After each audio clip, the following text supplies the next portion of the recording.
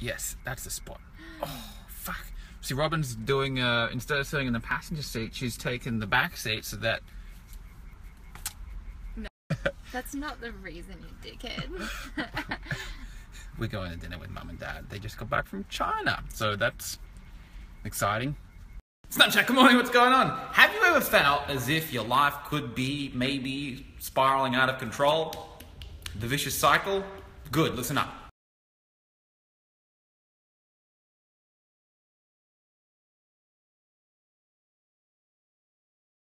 Question of the day.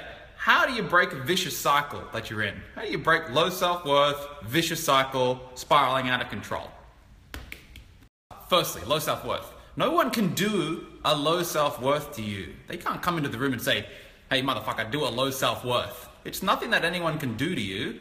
If you feel like you got a low self-worth, you're doing it to yourself. You're comparing yourself to other people in your environment who you think have something that you don't. You're infatuating with. You might not be consciously aware of it, but the only way that you have a low self-worth is if you look up to other people and you infatuate with other people and think that they've got something that you don't. If you take those people off the planet via some kind of extinction event and there's only 20 people left on Earth on a small island and the other 19 are small children and you have the most power on the planet and all the 19 children look to you for advice and look to you for guidance and ask you questions and you are forced to come up with the answers because you have the most clarity, you don't have low self-worth. In an extreme situation like that, you're forced to pull out the parts of yourself that you repressed, that you lowered, that you didn't recognize that you had. You have leadership, you have dominance, you have success, you have clarity and certainty and experience and survival skills. You have everything that you need, but when you go and compare yourself to others, you could lower that. You lower your own self-worth. So understand that a low self-worth is a function of infatuation. If you go and look up to people, infatuate with people, you will lower your self-worth relatively. In and around these people who you look up to, you may also pull out shame and guilt. If you do something that you think was a mistake, you could pull out guilt or shame. These are all cousins. Now, when you have an imbalanced perception of someone and you look up to them and you infatuate with them and they're in your life and you lower your self-worth relatively, what happens over time? Inevitably, you begin to resent them. If you go and look up to someone and then you lower your own self-worth and you keep lowering your self-worth and you keep putting them first, eventually, you'll see this in the workforce. If you have a boss, a part of you will look up to the boss. A part of you infatuates with the boss. They're your money, they're your livelihood, they're your food, shelter, and clothing. You need them. But if that infatuation gets out of control and you lower your self-worth accordingly and you start putting them first and put yourself last, you'll grow to resent them. Fuck this motherfucker. You'll get pissed, you'll resent. And then you have a peculiar mental paradox. You can infatuate with someone at the same time as you resent them. This creates brain noise. Oh my God, I hate them. Oh my God, I need them. Oh my God, I hate them. Oh my God, I need them. This is fucking brain fog. This pulls you away from objectivity. It makes you a slave. I can't live with them. I can't live without them. And in the midst of that emotional turmoil and that frustration, what do? We have a strategy. It's called puffing ourselves up into pride. We pride state our way out of the fucking emotional oscillation. Infatuation can lead to a relatively lower self-worth. If we keep lowering the self-worth, we'll get frustrated and pull into resentment. This resentment, infatuation, will cause emotional brain noise, which causes us to go into pride.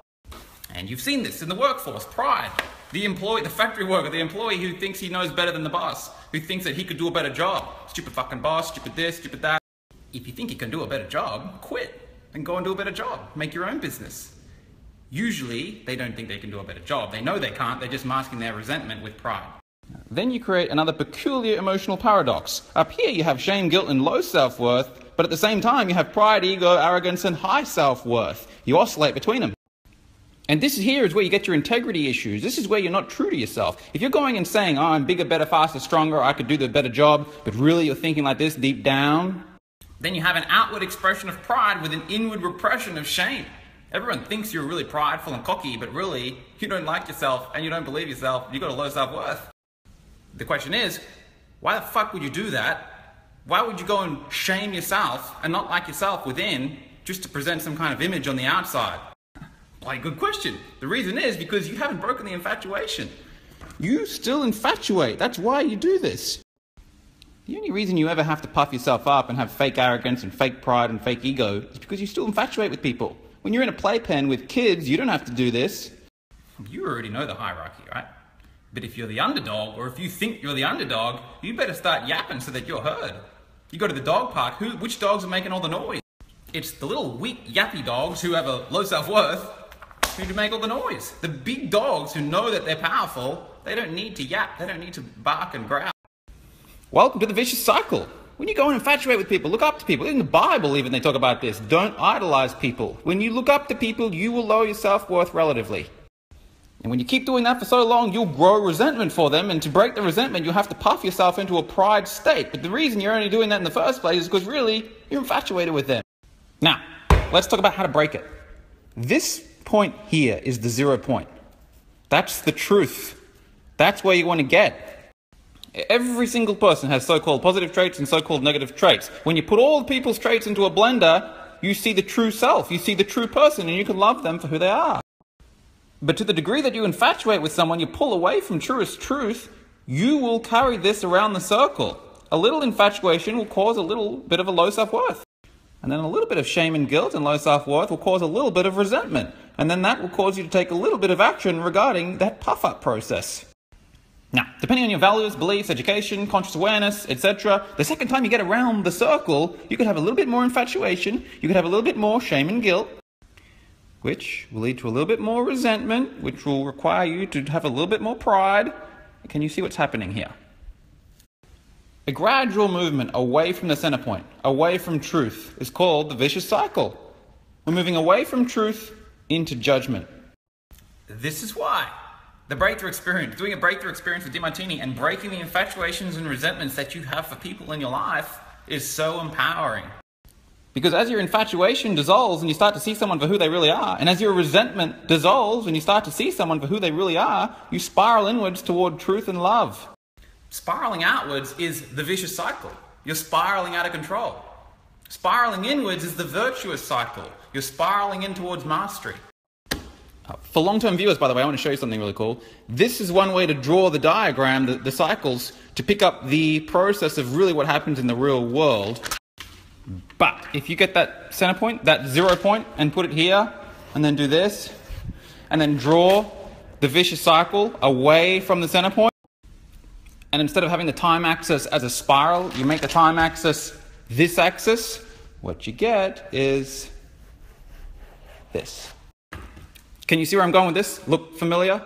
Center point, center point. Over on this side we have positivity, infatuation. Over this side we have negativity, resentment. This is the oscillation of mind. Up here we have the soul state. This is the angelic mind. This is the mastery mind. This is singularity. This is unity. This is love. Down here we have the senses, which is the animalistic mind. This is the positive negative. We have duality and separation here. We infatuate and we resent and we judge. The more we move up, this is the virtuous cycle. The virtuous cycle toward mastery is up and in. The vicious cycle away from mastery is down and out. They say we're down and out in life. Too deep for Snapchat? I think you guys are cool. I think you guys are cool. You get it. In summary, you want to break infatuations and resentments. Remember that every person has every trait, including you. So when you go and hate someone, resent someone, you're hating and resenting yourself. And when you do that, you have no choice but to puff yourself up into arrogance so that you can have some kind of power that maybe you can like yourself a little more. But for the duration of time that you waste with masks and personas like pride, you're not getting to the truth. Also, you want to break your infatuations to people. When you look up to someone and you think that they've got something that you don't have, just stop for a second and breathe and get a pen and get a paper and write down 100 times that you've demonstrated the same trait. Where have you been confident and certain? Where have you been really good at making money? Where have you been good at saving money and managing money and building wealth and starting business and selling something? Where have you been good at all the things that you look up to? DeMartini defines infatuation as being too humble to admit that what you see inside someone else is inside of you. When you take the time to list all the times that you've demonstrated that trait, you realize that you have that. And your infatuation calms down. They're not some person with some magic God-given ability. They're a human being with traits that you've got. Your infatuation calms. And in your relationships and in your family and in your work environment, as your infatuation calms, you stop putting them first. You value yourself more. You put yourself first. And because you value yourself, you don't have to pull into resentment because you don't let it get out of control like that. you don't have resentment, the vicious cycle stops. And instead of being down and out in life, you start to see the balance, the order, the truth. You start to see your own value, your own worth. You start to honor yourself more and love yourself more. You move toward mastery. That concludes today's middle lesson on vicious cycles, virtuous cycles, being down and out, and having a low self-worth. Let me know if you got something from it.